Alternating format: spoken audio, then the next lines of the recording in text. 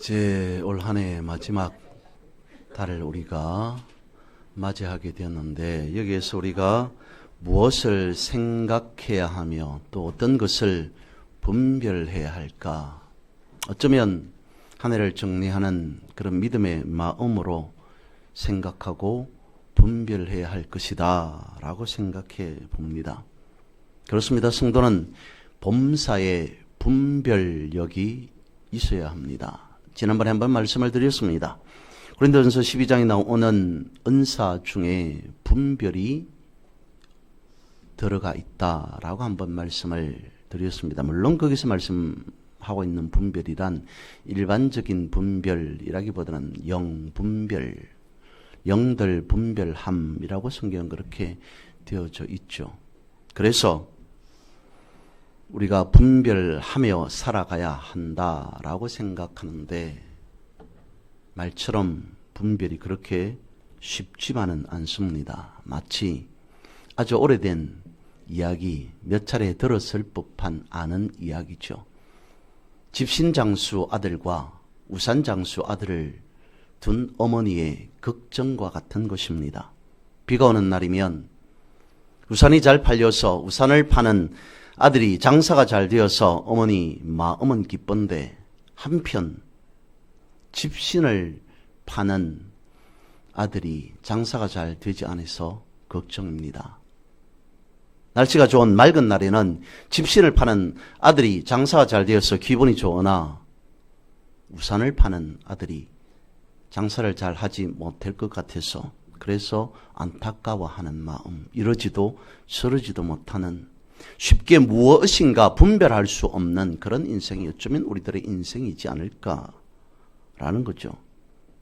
분별이 쉽지 않습니다. 신앙적인 분별함이 쉽지 않다라고 먼저 말씀을 드립니다. 성도는 그러면 무엇으로 살아가야 하는가라고 누군가 묻는다면 우리는 이렇게 대답해야 합니다. 예, 저는 진리로 살아갑니다 라고 대답해야 됩니다. 진리라고 하는 것은 사실과 현상과 이런 것들이 반대되는 개념이라고 보아야 됩니다. 좀 이상한 말이라고 들릴 수도 있습니다. 성도는 현상이나 사실이나 실제보다는 진리를 쫓아가야 한다는 것입니다. 진리는, 다시 말씀을 드리면, 현상과 사실과 다를 수 있습니다. 다르다가 아니고 다를 수 있습니다. 진리는 세상을 살아가는 것과 반대가 될 수 있습니다. 성도는 진리를 따라가야 한다고 성경은 말씀하고 있죠.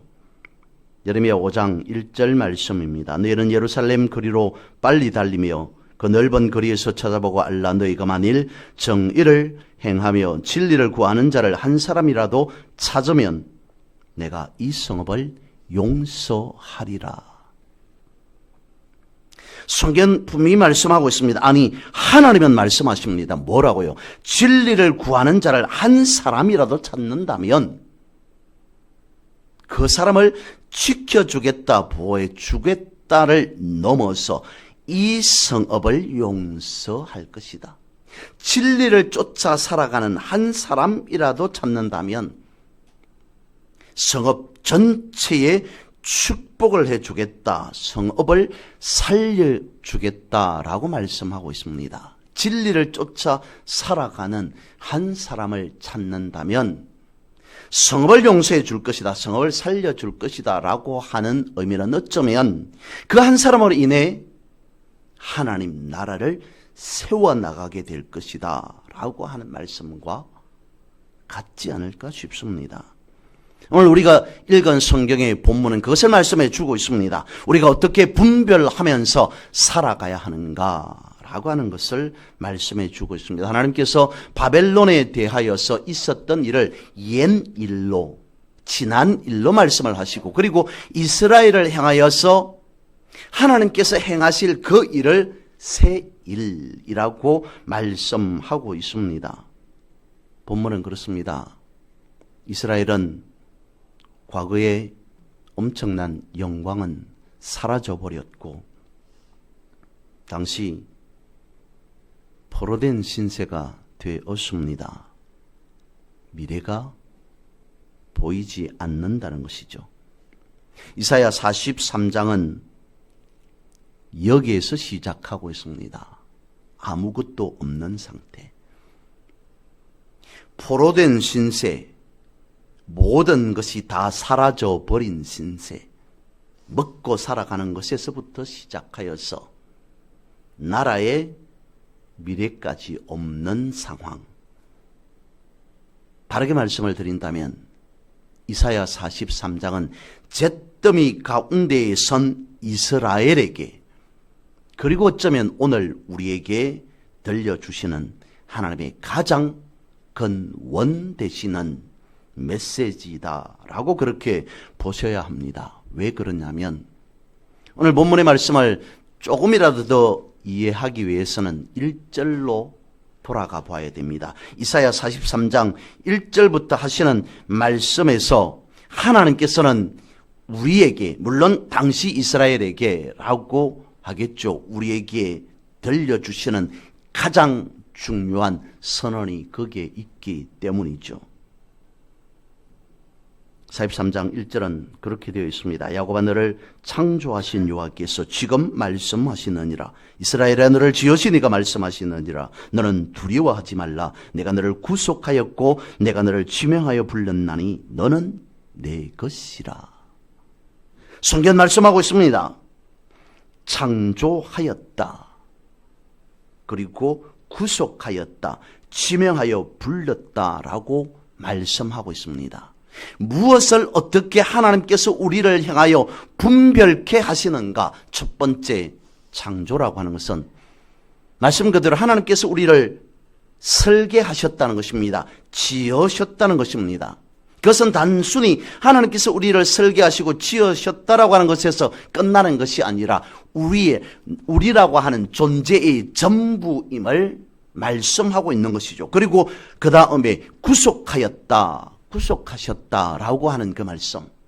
하나님께서 값을 치르고 우리를 용서해 주셨다. 노예된 상황 가운데에서 해방시켜 주셨다라고 하는 것이 구속입니다. 그리고 말씀드렸던 세 번째, 너를 지명하여 불렀나니.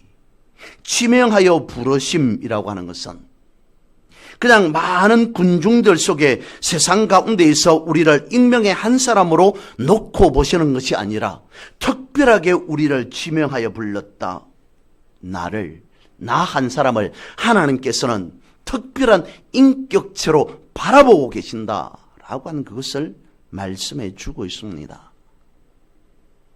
이사야 43장이 시작하고 있는 1절은 무엇에 대해서 말씀해 주고 있습니까?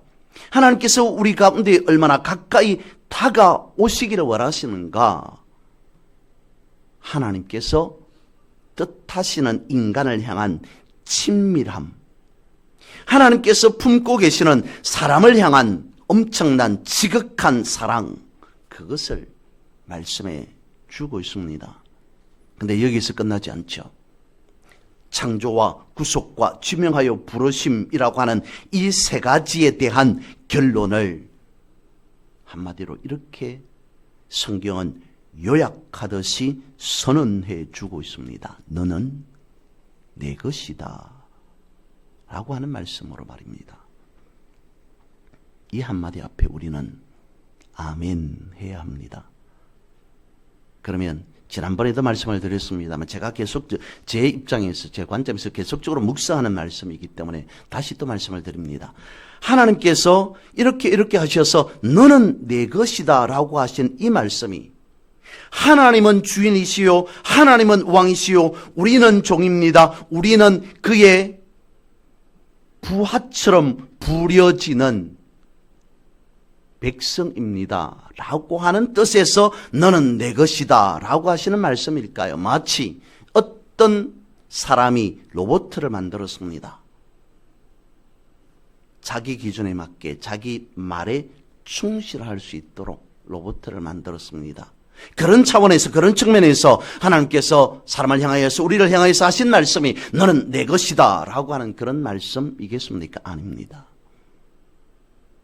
너는 내 것이다 라고 하는 그 말씀을 다르게 굳이 비교한다면 이겁니다. 임마누엘이라는 것입니다. 하나님께서 우리와 함께 하신다. 아니, 하나님께서 내 안에 계신다라고 하는 것이 임마누엘이지 않습니까? 더 이상 무슨 말이 설명이 필요하겠습니까? 이 한마디 앞에 어쩌면 구약의 선지자들이, 어쩌면 신약의 사도와 제자들이 무릎 꿇지 않았을까 싶습니다. 지고지순한 하나님이 구약의 관점에서 보았을 때, 신약도 그렇겠습니다마는 지고지순한 하나님께서 감히 낮고 낮은 인간에게로 내려오셨다, 다가오셨다. 다시 생각해보면 임마누엘, 하나님께서 나에게로 오셨다. 평범한 어떤 생각으로 할 수 없는 말씀이지 않습니까? 바울이 그랬을 것 같습니다. 임마누엘이라고 바울이 직접 언급하지는 않았습니다마는 말씀 앞에 그런 말할 수 없는 임마누엘이라고 하는 단어를 사도 바울이 몰랐겠습니까? 이 말씀 앞에 그야말로 말할 수 없는 탄식을 내뱉었던 그 말이 나는 죄인 중에 괴수입니다. 나는 날마다 죽습니다. 나는 예수 그리스도 외에 모든 것을 다 배설물로 여깁니다. 예수를 알고부터 나라는 사람은 바울로 살아가지 않고 그리스도가 되어 살아갑니다. 그 고백이 무엇이겠습니까? 나는 죄인 중에 괴수입니다. 날마다 죽습니다. 모든 것을 배설물로 여겼습니다. 나는 그리스도가 되어 이제 살아가겠습니다. 라고 하는 이 선은, 신앙 고백은 다름 아닌 임마누엘이라는 그 말씀 앞에 사도 바울이 무릎 꿇었기 때문이다. 이것을 우리가 알아차려야 한다라고 하는 것입니다. 하나님이 내 안에 계시다는 것을 말입니다.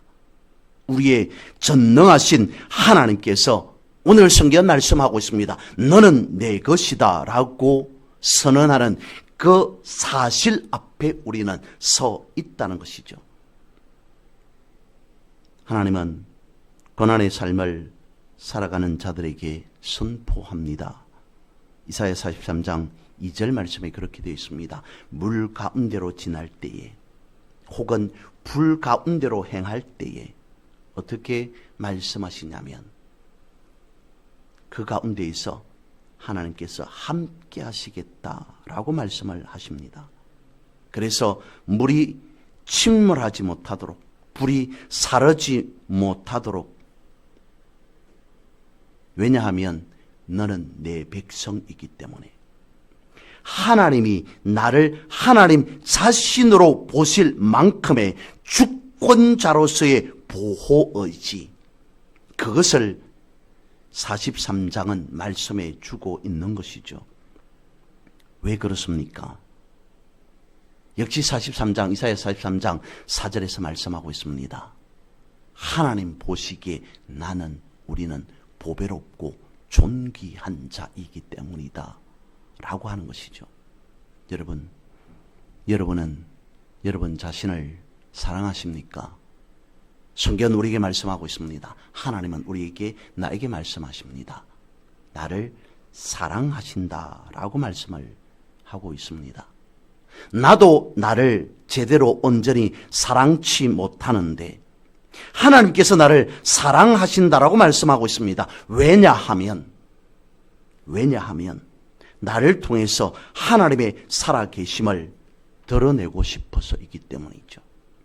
하나님이 어디 계시느냐, 하나님이 살아계시느냐라고 하는 사람 앞에서 나 한 사람 하나님의 사람이 하나님의 백성이 되게 하시사 나를 통해서 하나님을 드러내게 하기 위해서 나라는 사람도 나를 제대로 사랑치 못하는 그 가운데에서도 그럼에도 하나님께서는 나는 너를 사랑한다. 나는 너를 사랑한다. 내가 너를 구속하였고 내가 너를 지명하여 불렀나니 너는 내 것이다. 나는 너를 사랑한다. 나는 너를 사랑한다. 그러면 우리는 어떻게 살아야 합니까? 하나님을 드러내는 삶을 살아야 되죠. 하나님을 자랑하는 삶을 살아가야 합니다. 하나님을 사랑하는 자에게 하실 듯한 말씀이 오늘 본문에 있습니다. 내가 새 일을 행하리라. 18절과 19절 다시 읽습니다. 너희는 이전 일을 기억하지 말며 옛날 일을 생각하지 말라. 보라, 내가 새 일을 행하리니 이제 나타낼 것이라. 너희가 그것을 알지 못하겠느냐. 반드시 내가 광야의 길을 사막의 강을 내리니. 여기서 이전 일이라고 옛날 일이라고 하는 것은 이스라엘 백성들에게 있어서 최고의 자랑거리였던 출애굽 사건, 그것이었을 겁니다. 홍해를 가르셨던 위대한 엄청난 그 기적조차도 하나님께서 오늘 본문에서 무엇이라고 말씀하고 있냐면 옛날 일이다, 이전 일이다 라고 말씀하고 있습니다. 기억할 필요 없는 지나간 일이다 라고 말씀하고 있고, 그리고 새 일이라고 하는 것은 불가능한 그런 광야의 길을 내고 사막의 강을 내는 그것을 말씀해 주고 있습니다. 직접적인 의미란 그것이죠. 바벨론의 포로에서 귀환되어져 오는 것을 놓고 말씀해 주고 있습니다. 다른 것이 아닌 영적인 회복에 대해서 말씀해 주고 있다는 것이죠. 그러면서 오늘 본문의 마지막 21절에는 그것을 말씀하고 있습니다. 이 백성은 내가 나를 위해 지었나니 나를 찬송하게 하려 함이다. 여러분, 보라, 내가 새 일을 행하리라 라고 하는 이 말씀, 오늘 예배하는 여러분들은 어떻게 받아들이고 있습니까? 당시의 이스라엘 백성들은 이 말씀 앞에 어떤 액션을, 어떤 태도를 보였을까요? 지칠 대로 지치고 마를 대로 말라서 바스라질 것 같은 이스라엘 백성들에게 하나님께서 말씀하고 있습니다. 보라, 내가 새 일을 행하리라. 포로였던 포로인 저들이 이 말씀 앞에 할렐루야, 아멘, 그렇습니다, 과연 하나님은 살아계십니다 라고 하면서 이것이 우리가 취하여야 할 복음이요 생명의 말씀이 아니냐, 그렇게 했을까요?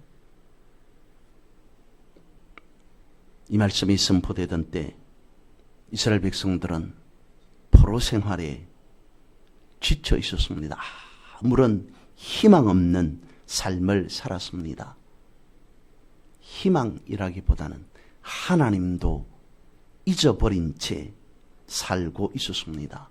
그럴 수밖에 없는 것이 바벨론이라고 하는 엄청난 세력 앞에 이스라엘 백성들은 끌려다닐 수밖에 없는 포로의 상태, 모든 희망이 다 사라져버린 낙심한 상태, 이런 때에 저들에게 하나님께서 말씀하고 있습니다. 보라, 내가 새 일을 행하리라. 아무런 희망을 주는 메시지가 아니었을 것이다 라고 짐작해 봅니다.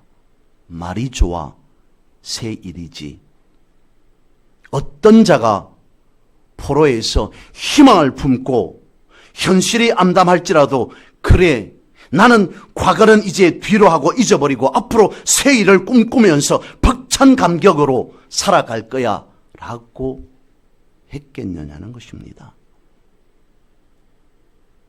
그럼에도 답은 내려지고 있습니다. 앞서 말씀드린 바와 같이 이스라엘 당시의 상황, 저들의 현실, 저들의 사실, 저들의 실제는 아무것도 없는 상태입니다. 그러면 저들에게 보라 내가 새 일을 행하리라 라고 하는 이 말씀은 사실로 받아들여야 됩니까? 현실로 받아들여야 됩니까? 그것이 아니라는 거죠. 사실과 현실은 아무것도 없는 상황이기 때문에 그 말씀 앞에 아멘 할 수 있는, 할렐루야 할 수 있는 사람은 아무도 없었을 겁니다. 감히 짐작한데 무엇으로 답을, 결론을, 결정을 내려야 되느냐? 그것은 말씀을 드렸던 진리가 아니면 안 된다는 것입니다. 현실이라고 하는 그 장벽 앞에 아멘 할 수 있는 사람, 할렐루야 할 수 있는 사람 없습니다. 무엇으로 받아들이기 전에 이 말씀이 진리이다. 그래서 드렸던 말씀이 진리는 사실과 실제와 현재와 반대되어질 수 있습니다. 다를 수 있습니다. 라고 말씀을 드렸습니다. 우리는 노래합니다. 주님 말씀하시면 내가 나아가리이다. 주님 뜻이 아니면 내가 멈춰서리다. 나의 가고 서는 것 주님 뜻에 있으니 오 주님 나를 이끄소서. 뜻하신 그곳에 나 있기 원합니다. 이끄시는 대로 순종하며 살리니 연약한 내 영혼 통하여 일하소서. 주님 나라와 그 뜻을 위하여 오 주님 나를 이끄소서. 이 찬양 우리는 수없이 드렸을 겁니다. 근데 생각해 보십시오. 과연 나는 이 말씀 앞에 이 찬양 가사와 같이 그런 삶을 살아가고 있는가? 어쩌면 진리는 모르겠고 나는 사실만, 현실만, 현재만, 실제만 바라보고 그것만 쫓을 것이야 라고 하면서 살아가고 있지는 않습니까? 그렇다면 주님이 얼마만큼 말씀하셔야만이 내가 나아가는 자가 되어지겠습니까? 주님이 어느 정도 말씀하셔야만이 그래 여기는 멈출 때야 라고 하면서 우리가 멈추게 되어질까요? 내 뜻이 아닌 주님 뜻이면 아무리 현실이 배기되어 있을지라도 나아가리라 라고 하는 것은 그냥 찬양 가사에만, 어쩌면 에둘러서 성경에만 있는 말씀으로 그런 글로 기억해야만 하겠습니까? 가사에 주님 말씀하시면 내가 나아가겠습니다. 주님 말씀하시면 내가 멈추어 서겠습니다. 이것은 분명 순종이겠죠. 주님 내 뜻이 아니라 할지라도 주님 가라 하시면 내가, 주님 멈추라 하시면 내가 멈추겠습니다. 가고 서는 것 내 뜻이 아닌 주님의 뜻입니다 라고 하는 것은 순종하겠습니다 라고 하는 그 말씀이겠죠. 그런데 생각해 보면 주님 말씀하시면 내가 가고 주님 말씀하시면 내가 서겠습니다 라고 하는 것은 우리를 향해 분별하라, 내 뜻이 아닐지라도 그 뜻대로 행하여야 할 수밖에 없는 사실이 아닌 진리를 품고 살아가는 자, 무엇을 어떻게 분별할까라고 하는 말씀으로 우리는 찬양을 드리고 그렇게 삶을 살아가야 한다는 것입니다. 이사야 40장 이후의 말씀을 우리가 43장을 읽었습니다마는 제2의 이사야라고 그렇게 말들을 합니다. 그러면서 혹자는, 어떤 사람들은 이사야 40장을 제2의 이사야서라고 말씀하시면서 이는 이사야가 직접 기록한 것이 아니라 무명의 어떤 선지자가, 다른 사람이 이사야라고 하는 이름을 빌려서 썼다라고 하는 설도 있습니다. 그러니까 이사야 40장 이후는 이사야가 직접 쓰지 않았다고 말하는 사람들도 있다는 것이죠. 근데 이사야 40장 이후가 이사야가 썼느냐 아니냐라고 하는 것보다는 중요한 것은 이것입니다. 우리가 선지자 내지는 예언자라고 하면 오늘 본문에 있는 바와 같이 이사야, 엘리야, 엘리사 혹은 예레미야와 같이 위대한 인물들을 기억하기 쉽습니다. 그런데 성경을 보면 잠시 나왔다가 사라지는 무명의 선지자들 여럿 있습니다. 열왕기상 20장에 보면 한 선지자, 그 선지자, 하나님의 사람이라고 하는 말이 11절, 22절, 28절에 등장합니다. 어떤 선지자인지 특정되지 않았다는 겁니다. 무명의 선지자라는 거죠. 그래서 열왕기상 20장 35절 이후에 보면 특별히 당시에 악한 왕으로 알려져 있던 아합에게 어떤 사람도 감히 왕이시여 그래도 이것은 아닙니다. 저것은 아닙니다. 말 한마디 할 수 없던 때였습니다. 제대로 말 한마디 제대로 잘못했다가는 그냥 목이 날아갈 수 있는 그런 처지이기 때문에 어떤 사람이 왕이여 그것은 잘못되었습니다. 이것은 잘못되었습니다. 라고 하겠습니까? 근데 그런 시절에 아합 왕에게 심하게 꾸짖는 선지자가 있었습니다. 근데 그 선지자 역시 무명의 선지자라고만 기록되어져 있습니다. 일부러 감췄는지는 모르겠습니다. 근데 이름을 기록하고 있지 않습니다. 서슬프른 그런 시절에도 이름도 없이 빛도 없이 하나님 앞에 올고전 믿음의 삶을 나타내 보였던 한 사람, 성경은 그런 사람을 두고 말씀하고 있습니다. 내가 너를 창조하지 않았느냐. 그 사람을 바라보면서 하나님께서 인간과 같은 마음이 있다면 얼마나 뿌듯했겠습니까? 내가 너를 구속하였지 않느냐. 내가 너를 지명하여 특별하게 불러 세웠다. 내가 너를 통하여서 새 일을 반드시 분명히 행할 것이다.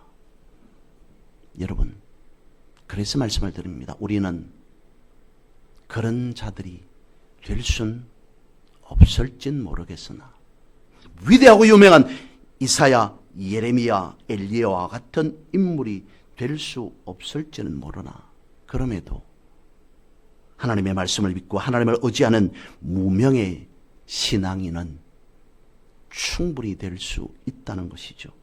그래서 우리를 구별된 자, 오늘 제목으로 표현해 본다면 분별하는 자라고 할 수 있겠습니다. 성경은 그것을 말씀해 주고 있습니다.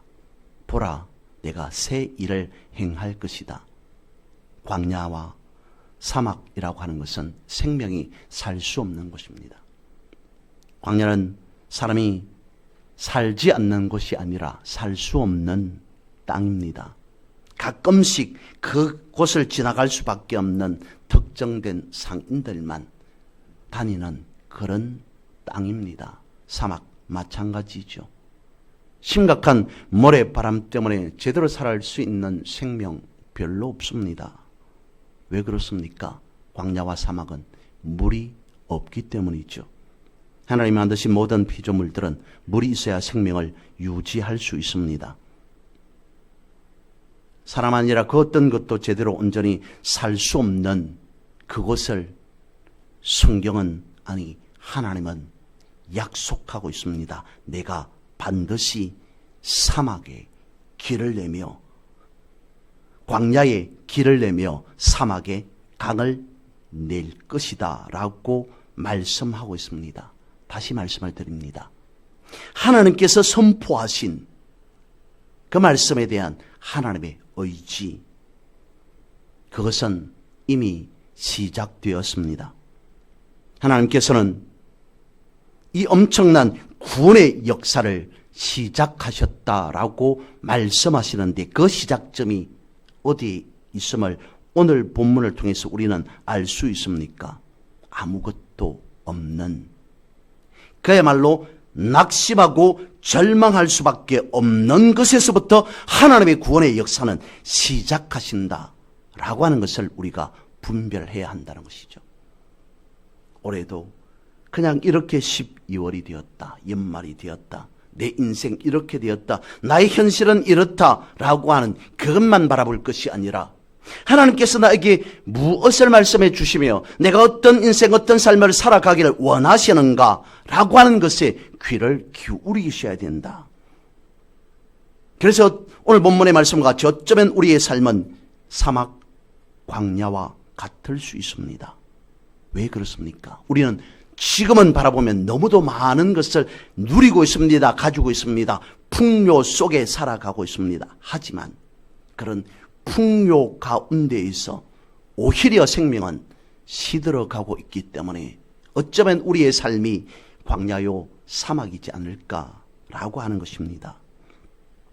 그래서 내가 생각하는 그러한 것들도 풍요 속에서 더 많이 취할 수 없다라고 생각하는 그런 삶 속에서 희망의 빛도 사라지고 하나님에 대한 믿음도 점점 희박해지는 그런 게 현실이라는 것이죠. 그 현실 앞에 막닥뜨린 우리를 향해 말씀하고 있습니다. 보라, 내가 새 일을 행하리라. 이사야 43장은 우리가 어떤 사람인가 라고 하는 정체성, 그 위기를 겪는 사람들에게 하나님의 약속이다 라고 보아야 합니다. 왜 그렇습니까? 하나님께서 특별히 우리를 지명하여 부르셨다는 그 가치 위에 우리는 서 있기 때문이죠. 너는 내 것이라고 말씀하시는 하나님의 음성을 들으셔야 합니다. 그 음성을 우리에게 다시 들려주실 겁니다. 새 일을 행할 것이다. 하나님께서 내 인생 앞에서 어떤 새로운 일을 펼칠 것인가? 어떤 새로운 무대에서 내가 살아갈 것인가? 라고 하는 것을 생각하면서 하나님께서 세상의 명부에 내 이름이 기록되기 전에 이미 하나님께서는 하나님의 손바닥에 나를 새겼다라고 말씀하시니 오늘 본문에서 말씀하고 있는 모든 두려움을, 걱정을 내려놓고 다시 일어설 힘의 근원 되시는 하나님을 바라보며 분별하며 성례의 삶을 살아가는 그런 여러분 모두가 되시기를 주님의 이름으로 선포하고 축복합니다.